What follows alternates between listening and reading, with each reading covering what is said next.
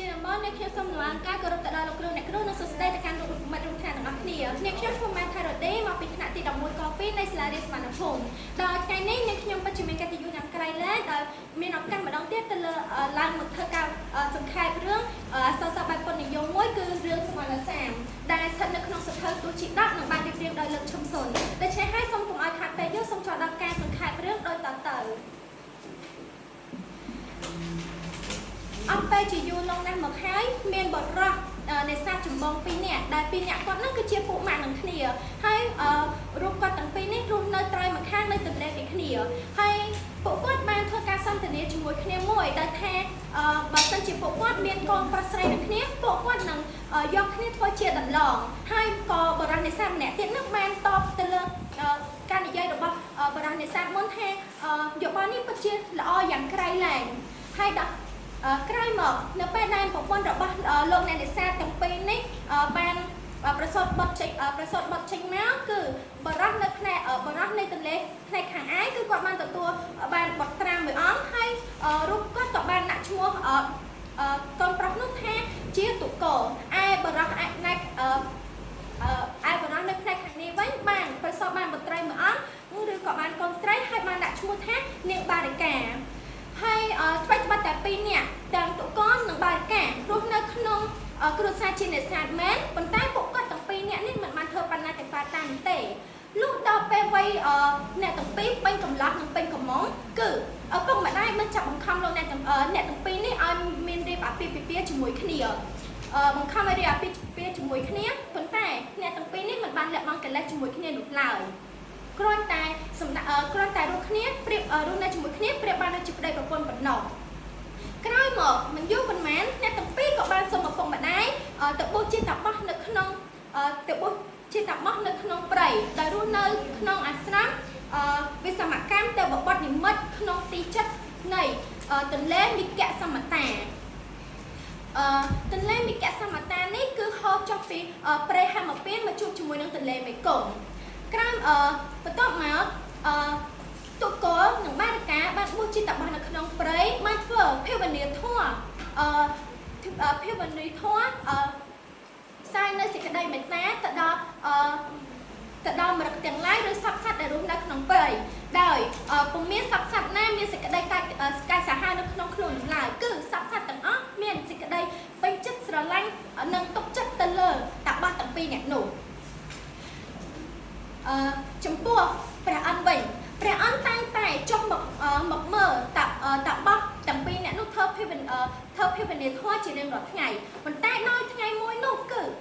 ព្រះអង្គបានប្រមាលមើលពីគ្រោះរបស់តាបោះទាំងពីរអ្នកនោះឃើញថាតាបោះទាំងពីរអ្នកនេះនៅថ្ងៃមុខនឹងមានគ្រោះមួយកើតឡើងគឺអាចធ្វើឲ្យមានពិការភាពផ្នែកដែលហេតុនេះហើយដោយការប្រមើលឃើញបាត់នេះហើយព្រះព្រំក៏បានដើរទៅជិតតុកោហើយក៏បានរាយរាប់រឿងរ៉ាវទាំងប្រមាណដែលលោកបានប្រមោលឃើញទៅប្រាប់ទៅតុកោរឿងប្រាប់ពីរឿងរ៉ាវគ្រោះទាំងនោះហើយព្រះអង្គក៏បានសូមឲ្យតុកោនិងនាងបារិកាសូមសេពនៅលោកធម៌ប៉ុន្តែតុកោនិងនាងបារិកាមិនបានខ្វាយខ្វល់ពីរឿងនេះនោះឡើយដូច្នេះហើយព្រះអង្គក៏បានប្រើវិធីសាស្ត្រមួយទៀតគឺឲ្យតុកោនិងមួយទៀតគឺគ្រាន់តែឲ្យតុកោយកដៃទៅស្ទាបនៅលើឧត្តរនាងបារិកានោះនឹងមានបត់មកចាប់កំណើតនៅក្នុងផ្ទៃរបស់នាងបារិកាហើយពេលនោះព្រះអង្គក៏បានធ្វើទៅតាមសំណើរបស់ព្រះព្រំហើយបន្ទាប់មកនៅពេលដែលព្រះអង្គបានយកដៃទៅស្ទាបនៅលើឧត្តររបស់នាងបារិកាក៏មានព្រះពោធិសត្វមួយរូបបានមកចាប់កំណើតនៅក្នុងផ្ទៃរបស់នាងបារិកាអស់រយៈពេល10ខែក្រោយមកមកតែបានចាប់ផ្ទៃនៅក្នុងនាងបារិកាក៏បានប្រសូតចេញមកដែលមានពណ៌សម្បូរដូចជាមាសអញ្ចឹងហើយអ្នកលោកហើយដែលត្រូវបានតុកោជាពុកឬក៏ហេតុថាបិតានោះឃើញបែបនេះក៏បានផ្ដល់ឈ្មោះឲ្យបុត្រានោះថាសុវណ្ណសាមលុះដល់សុវណ្ណសាមដល់វ័យអាយុ16ឆ្នាំសុវណ្ណសាមបានលាឪពុកម្ដាយសុវណ្ណសាមបានបួសធ្វើជាបានធ្វើជាឥសីថ្ងៃមួយតាបោះទាំងពីរនាក់បានចូលទៅក្នុងព្រៃដើម្បីប្រមូលផលផលសម្រាប់ការបរិភោគប៉ុន្តែនៅពេលដែលទទួលបានផលទាំងនោះហើយគាត់បានត្រ ត្រឡប់មកផ្ទះវិញលោកមិនទាន់បាននឹងដល់នឹងផ្ទះផងក៏ស្រាប់តែភ្លៀងបានបង្កធ្លាក់នៅដំណាក់ទឹកភ្លៀងចុះមកដែលធ្វើឲ្យលោកអ្នកទាំងពីរត្រូវបង្ខំចិត្តច្រកនៅក្រោមដើមឈើដ៏ធំមួយខណៈពេលនោះផងដែរស្រាប់តែមានពស់មួយក្បាលបានចេញមកនិងបានព្រុសពឹសចំចូលផ្នែកទាំងគូរបស់តាបោះទាំងពីរនាក់ដែលធ្វើឲ្យតាបោះនោះបានប្រឈមទៅនឹងបញ្ហាពិការភាពភ្នែកហេតុនេះពិការភាពភ្នែកតែហេតុថាសវណ្ណសាមបានបាត់ឪពុកម្ដាយអស់រយៈពេលជាយូរលោកក៏បានចូលមកក្នុងព្រៃនិងបានស្រែករកឪពុកម្ដាយរបស់លោកខណៈពេលនោះលោកក៏បានឮសំឡេងប្រហោយំរបស់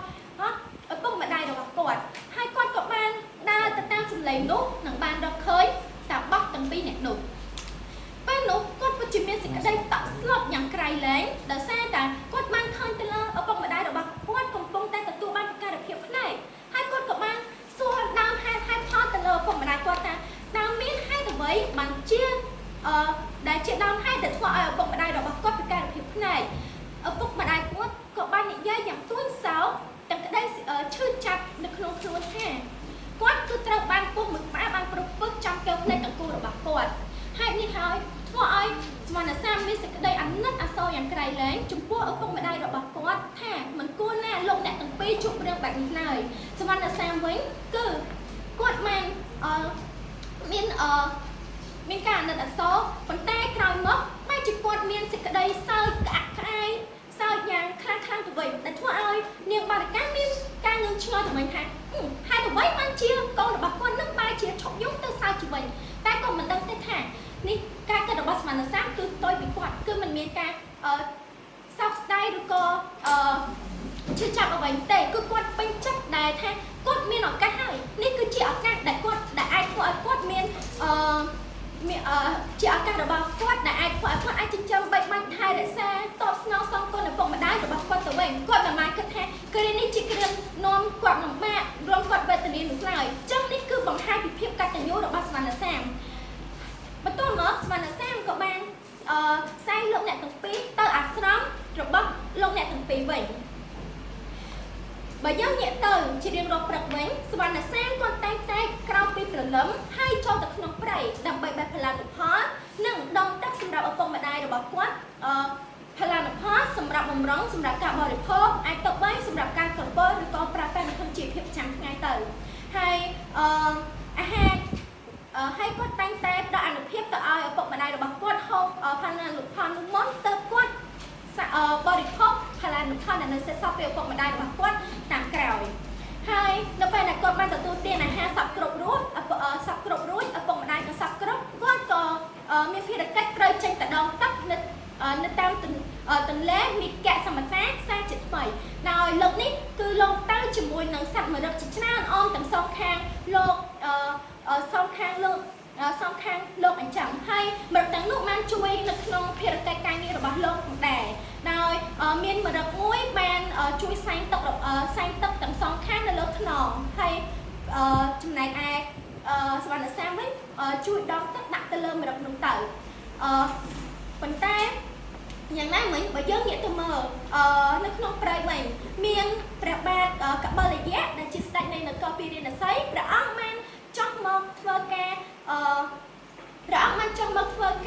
ប្រមាញ់សត្វនៅក្នុងព្រៃគឺប្រមាញ់សត្វមរឹកនៅពេលនោះព្រះអង្គកំពុងតែធ្វើការប្រមាញ់សត្វមរឹកនោះព្រះអង្គក៏បាន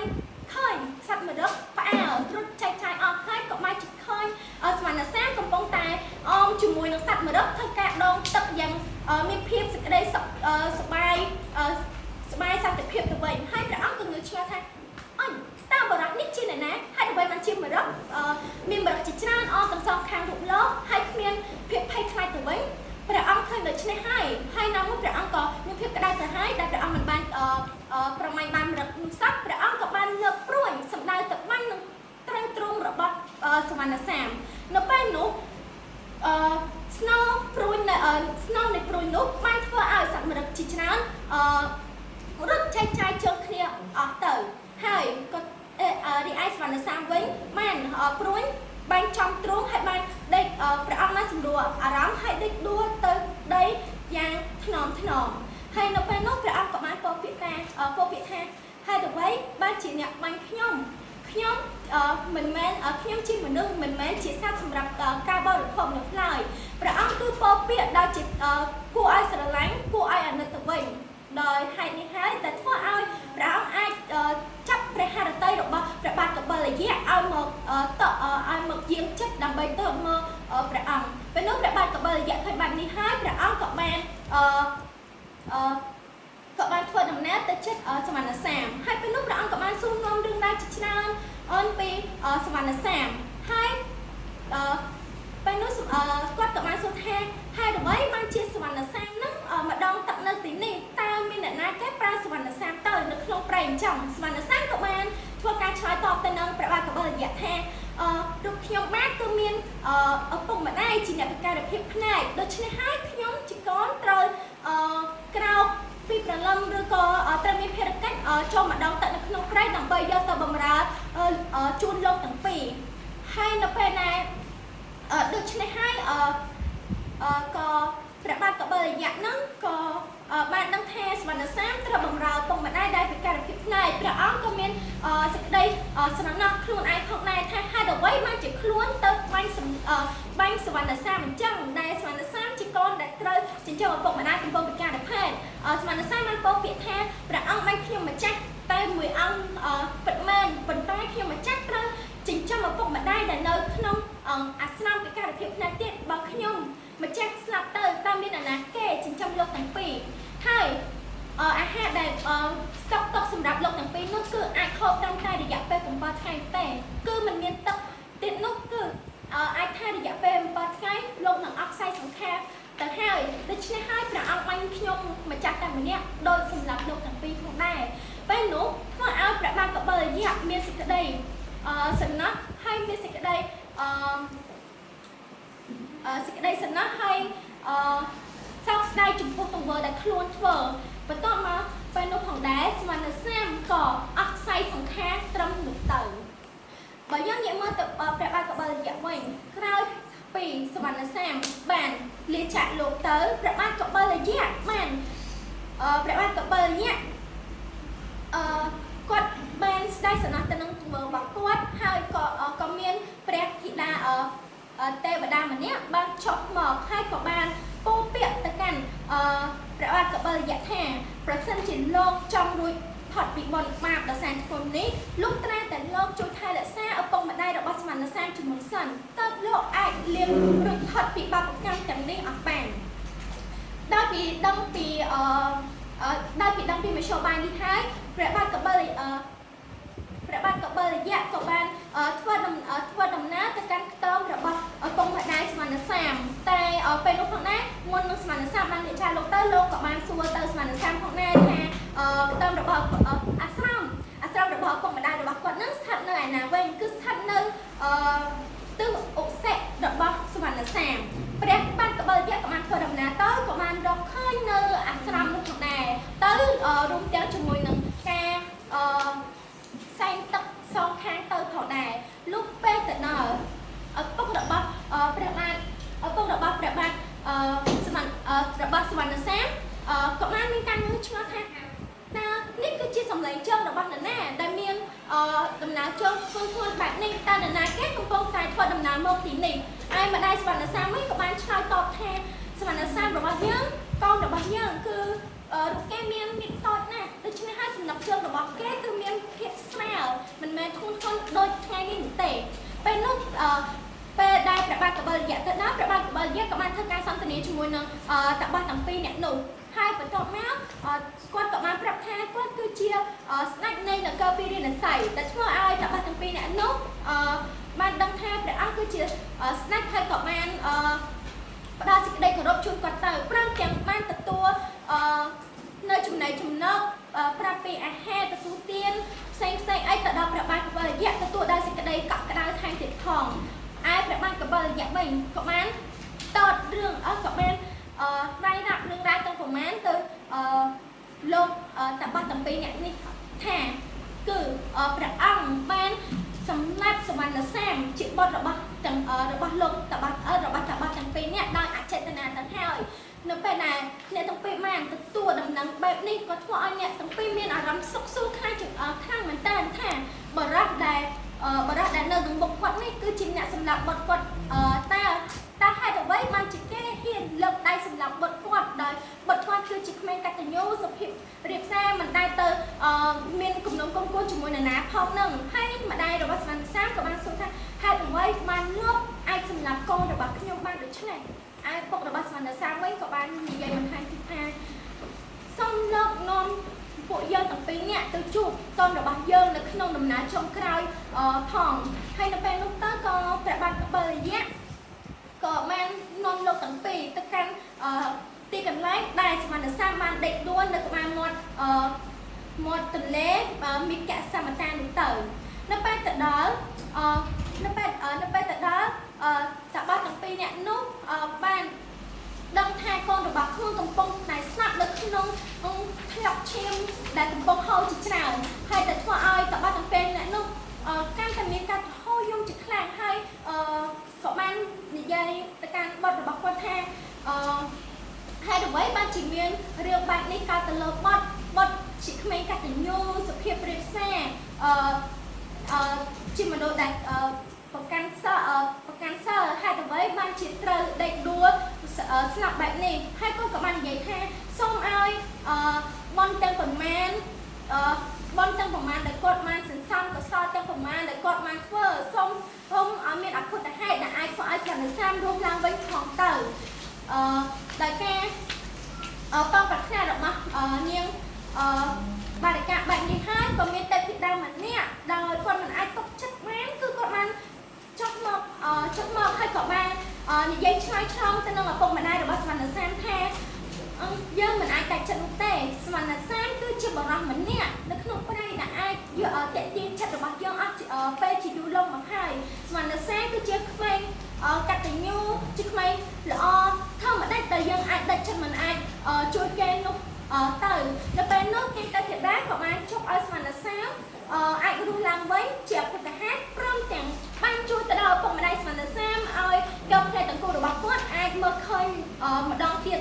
ជាថ្មីផងដែរខណៈពេលនោះផងដែររឿងរ៉ាវទាំងប្រមាណក៏ប្រៀបបានដូចជាការកើតថ្មីអញ្ចឹងគឺស្វាសាមបានរស់ឡើងវិញឪពុកម្ដាយក៏មានកូនផ្នែកថ្មីពេលនោះស្វាសាមក៏បានងើបឈរពីថ្រាប់ឈាមហើយក៏បាននិយាយទៅព្រះបាទកបិលយៈនៅឪពុកម្ដាយរបស់គាត់ថាពេលនេះរូបគាត់បាន